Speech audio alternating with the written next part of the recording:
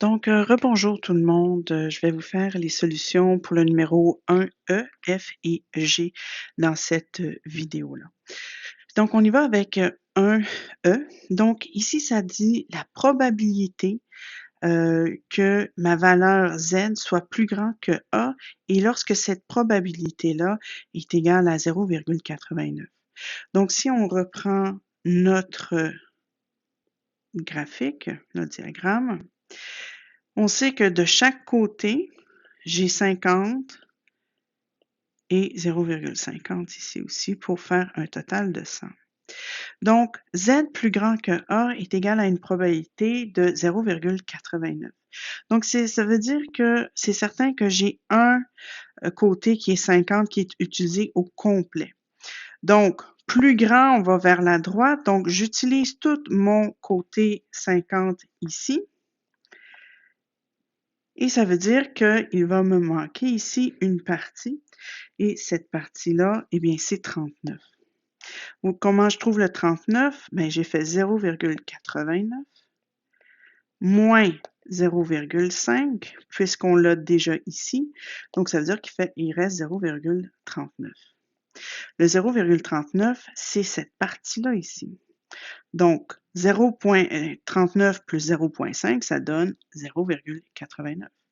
Donc, j'ai une code Z qui va être négative. Et maintenant, ce qu'il nous reste à faire, c'est vraiment trouver à quoi équivaut 0,39. Et ça, on va le trouver à la page 304 à l'intérieur de mon tableau. Et ça donne, laissez-moi regarder le tout. Et c'est le plus proche de 1,23. Oui. Donc, ça va faire moins 1,23. Donc, c'est pour ça que mon A est égal à moins 1,23. Donc, quand on voit là, que mon R est plus grand que 0,5, ça veut dire qu'on va utiliser les deux côtés à ce moment-là. Donc, voilà, ça c'est pour E. J'y vais avec F. F, on va encore dessiner mon graphique.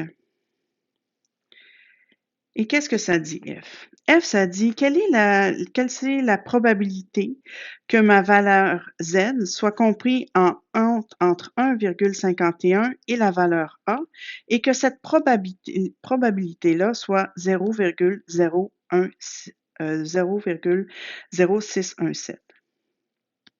Donc, on a 1,51 qui est quelque part ici. On a un A qui est quelque part ici, et la proportion qui est ici équivaut à 0,0617. En regardant le graphique, on est capable d'aller chercher la proportion de 0 et 1,51. Ça, on va pouvoir le trouver justement à la page 304. Donc, 1,51, c'est une cote Z. Donc, on va regarder ça. 1,51, ça donne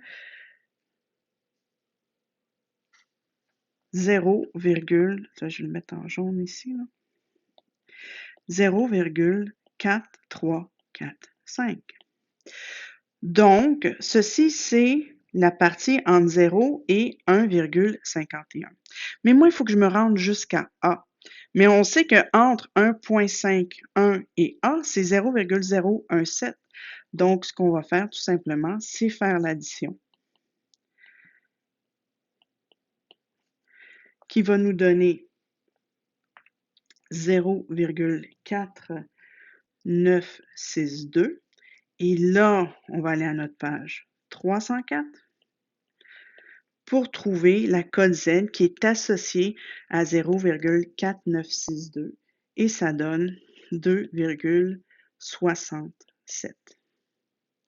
Donc, mon A est égal à 2,267.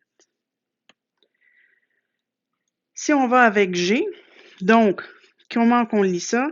C'est la probabilité que ma valeur Z, qui est plus grande que 1, et que cette probabilité-là soit égale à 0,3 3, 5, 7, 7. Donc, on refait le graphique. Qu'est-ce que ça veut dire, ça? Donc, on a notre 0 ici et on a une valeur A.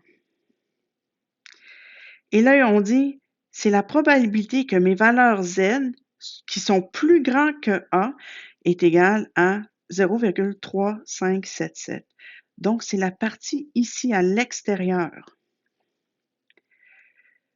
Donc, on sait que ça fait 0,3577.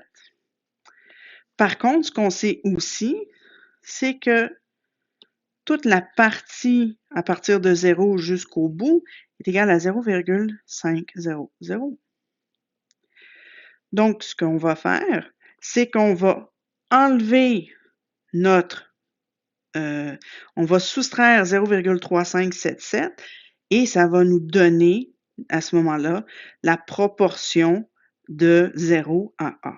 Donc, on fait 0,500 moins 0,3577 et ça, c'est égal à 0,1423 qu'on va associer à la code Z 0,36.